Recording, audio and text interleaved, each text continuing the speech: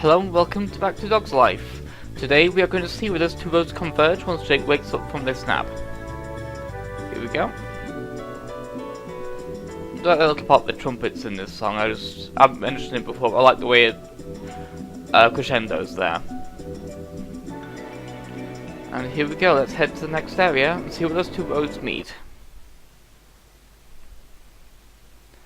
The Miniwawa High Street. This is actually a fairly interesting area, but a couple of times I had to cut large chunks of exploration out because of getting a bit lost. There's a few areas that I commonly get lost. It's one of the more common areas I get lost in, because the purple scents are hidden in very straightforward places where it's easy to miss one and then not know where the heck it's gone. So, as you can see, there's a big sign showing what the different focal points of this area are. And here are the two roads splitting out to the cafe and the ski slope. So let's collect the first two purple scents, and then we'll see what else we can do in this area with a couple of NPCs that are nearby.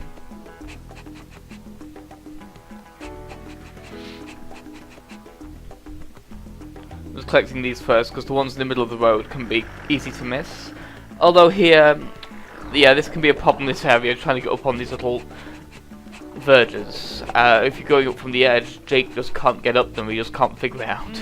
Stinky smells. It's what life's all about. He's getting better, but it's not that smart. I quite like this big kind of store area in the middle of the thing. It's an interesting focal point, and it has some interesting stuff to explore in it as well, which we'll be doing in time. So, let us finally speak to our first NPC. My brand new electronic helicopter landed on top of that building, but I think it's broken. Humans, huh? Even with all their PCs and games consoles, they just can't beat old-fashioned dog power. Jake, don't bite the hand that programs you. Yeah, he had a very odd choice of voice. It sounded more like a 40-year-old woman from something like Roseanne than an actual, like, 12-year-old boy. Calling relay station. Come in, please. Lake Miniwawa calling... Let's see what this guy needs. Lake Miniwawa calling relay station. Come in, please. Lake Miniwawa calling relay station. Come in, please. Oh, the telephone lines are down, and this darn radio isn't transmitting. Must be the antenna again. How can I send my message?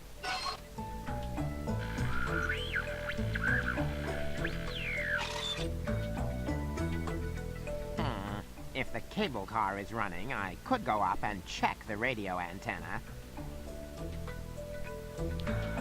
This will wait till later in this video, but later in it. So let's just explore these little verges first on this little walkway. If the cable car is running, I could go up and I'm just check showing the off radio the antenna. fact that you can eventually get up onto this rooftop. Here we go. There's no real purpose to doing so, but it's a possibility. Even though there's really nothing up here. I quite like that you're able to get up there. And with here I'm kind of showing that you can't unfortunately jump across to that other rooftop, because that would A, sequence break, and B, it would just probably cause Jake to behave weirdly jumping up a pair of fences like that. If the cable car is running, I could go up and check the radio antenna. So let's click a few more descents on this area, and as you can see, this area is minigame central. It's all of the yellow and blue scents are clustered around this small set of parking lots. I think that's what it's meant to be. I think it's supposed to be a parking lot, but it's kind of hard to tell because there's no real good place for a car to get in. So keep in mind that the fact that these are on this wall, because it's embarrassing that there's a set of scents that I miss that I have to cut out looking for. Whoa, but the last scents I found, and they're in a straight place through that me. is similar to that. I'm embarrassed I forgot that, but we'll see that when it comes to it. Here's the cable car itself. This has just been showing there's nothing really much around the back, but I'm glad you can kind of get around the back of it and see the inner workings and stuff if you need to. You never do, but it's nice it's there. So let's just check around the cable car now, because there's a boat in here for a start. Simply the With all these best. boxes of stuff.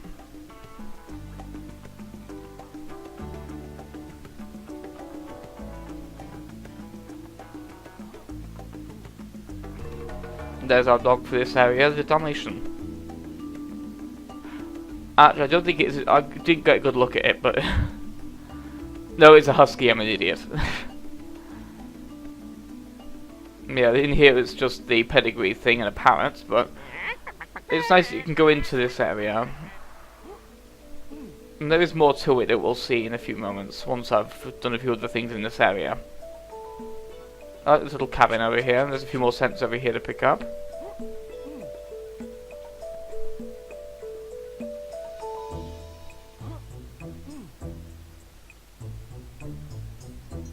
Nothing behind it, but it's always good to check. There's a few purple scents in this big, very blank area that, because of the draw distance issue, can be really easy to miss. And there's a purple, well, violet scent, which I take umbrage with, for reasons I'll explain when we get around to it. Yeah, we're coming around it. I got a bit lost looking for purple scents, but I kept this part in because I did make some progress with bones, so...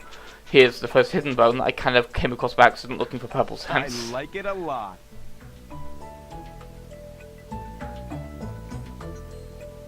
Now let's see if anything's behind the back of this hotel over here.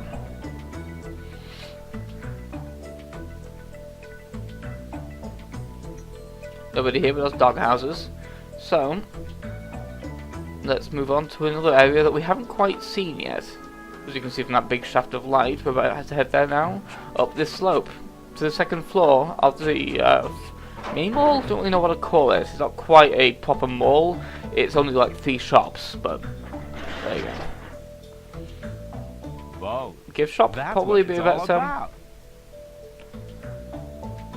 So this is weird area because you can come in here and there is actually a couple of things to get, but only 2 things. 2 purple scents that are in very peculiar positions here, and for some reason there's also one hidden amongst these boxes.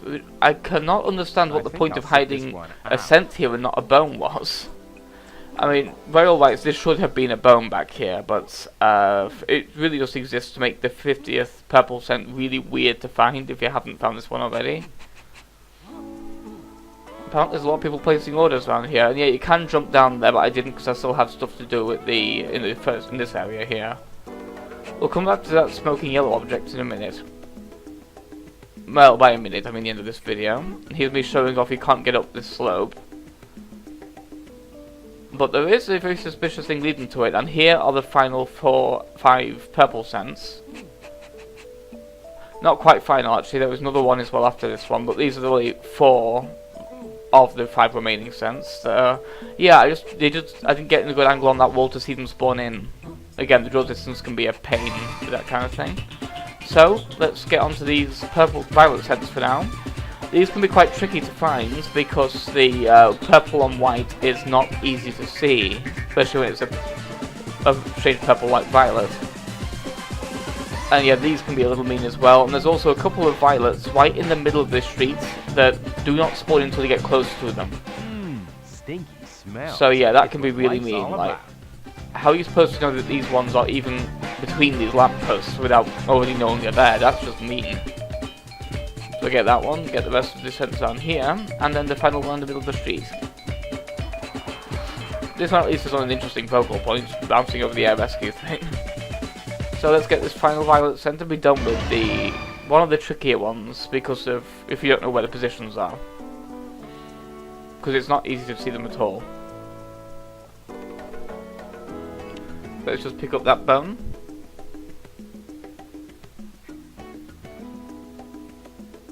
Oh, yes. I didn't cut these ones out because this area is fairly small.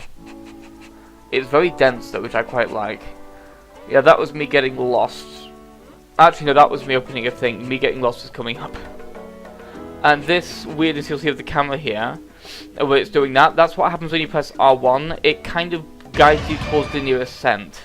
It's very handy for finding purple scents, but only if you found absolutely everything else in the area, because otherwise it will just guide you to the nearest minigame center that's closer than the purple. But it is nice that it gives you that option to use that tool anyway.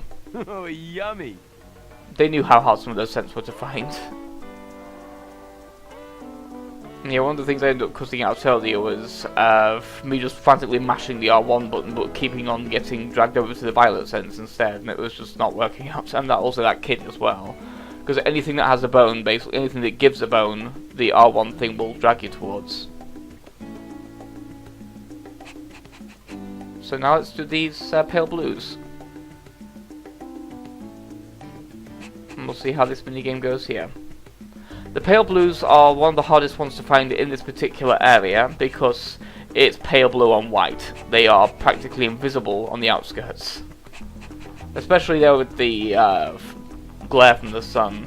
There's one thing I've never quite got in media that involves like trying to put you in the person's shoes when they have like the solar the lens flare going on, because it doesn't make any sense when you're trying to be realistic.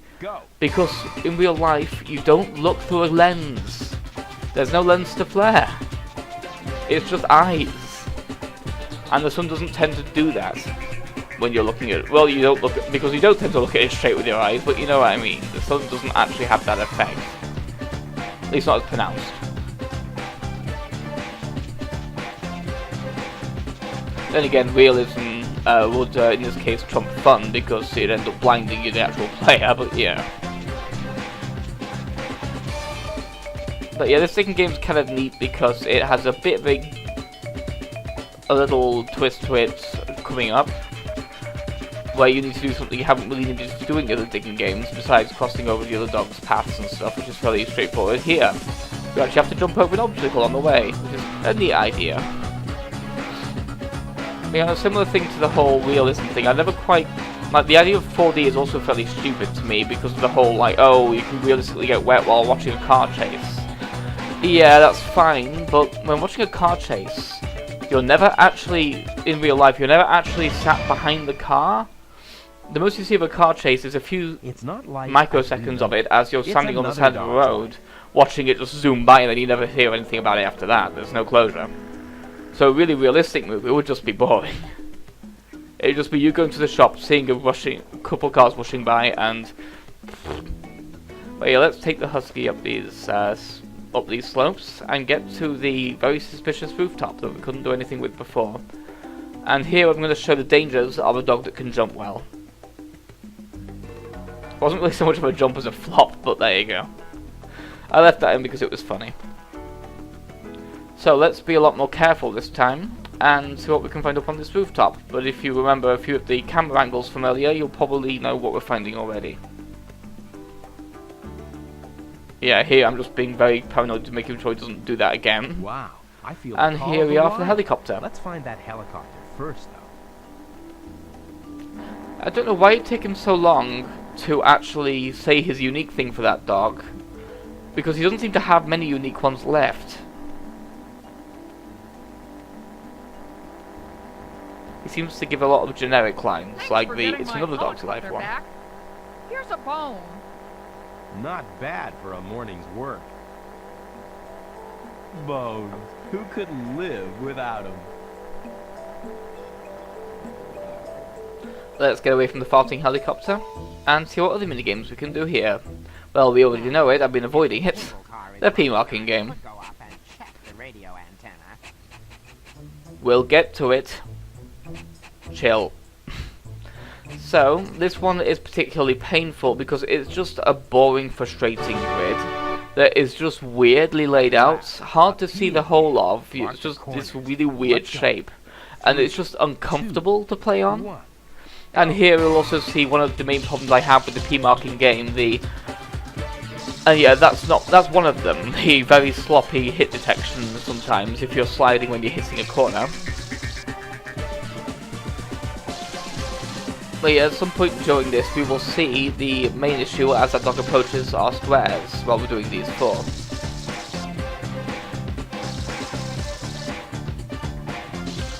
And yeah, it's not really worth going for the tiny squares. They only give like a single point, it's wasting time. This is where we're having our problems. I'm about to stalemate with this guy for far too long, because as you can see he's exactly as fast as I am, except there I got a bit stuck on that particular sense. And we just do this for a while, and this is why this minigame is so annoying and unfun. because this can happen if you don't know what you're doing on each board. So here I just gave up finally and moved on to a different thing entirely. Just screw that.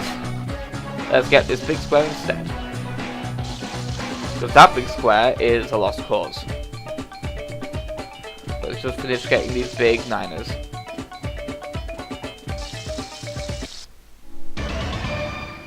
And that's finally honestly the worst P marking game in the game done.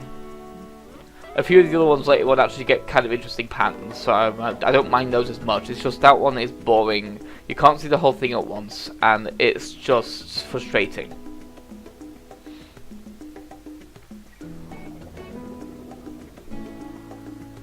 So let's pick up that button, and then we'll see what else we can get to. I believe you may have noticed we only have one more thing that we haven't taken care of yet.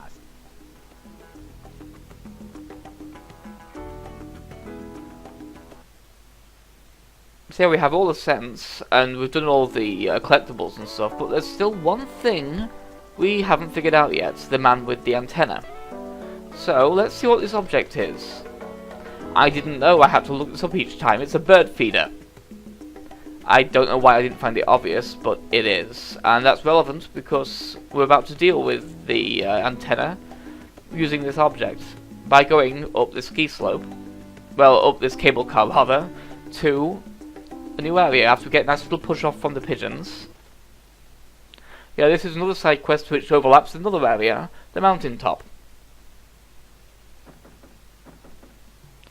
The mountain top and the area afterwards are the three most interesting areas, which we'll get into why exactly next video, but for now we're just here for a short flying visit to sort out the problem with the antenna here, which as you can see from the sign is to our left. We'll deal with that guy trapped in that room later. He can wait. At least he's trapped inside.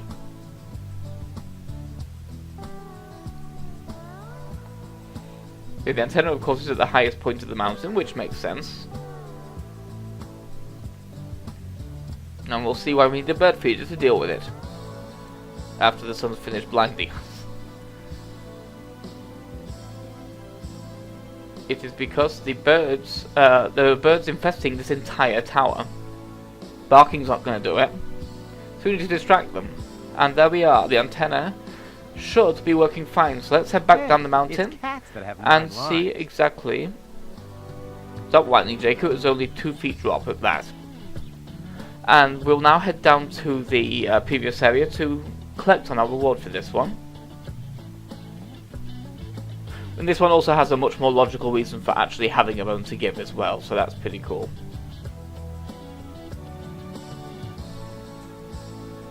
But yeah, that's our sneak preview for the next area. Again, this particular set of levels does this quite a lot and quite well. Now let's try and get back into... Apparently we're returning to our home planet. Yeah, I hadn't seen that happen before. I was trying to back into the thing and then that happened. It did not like it at all. So there we are. Upping away via the cable car. Upping away, I think you knew what I meant there.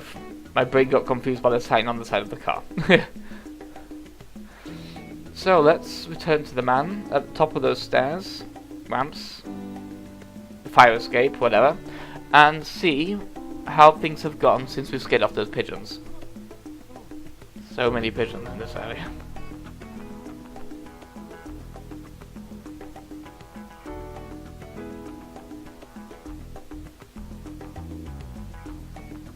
Excellent. The radio is working again. I wonder what happened. That certainly was a fine steak dinner, but what to do with the bone? Here you, bury this or something. And there is our excuse for him having a bone. He's just eaten a T-bone steak. I know, wrong kind of bone, but we've now completed the high street, and that's just fine. I think you can probably guess that's the next area we're going to visit. So let's head back to the kennel, so we can save it. Give Jake his well-earned rest for this day, because that was a long hike up a mountain.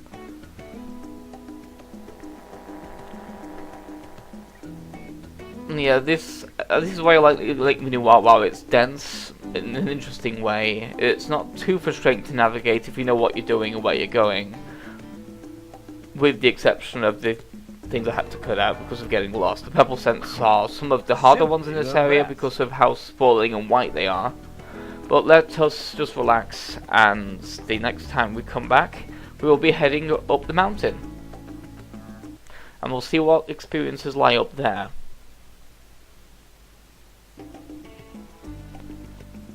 We go, a nice little nap for Jake. So, thank you for your patronage. Wow, that was pretentious. Goodbye.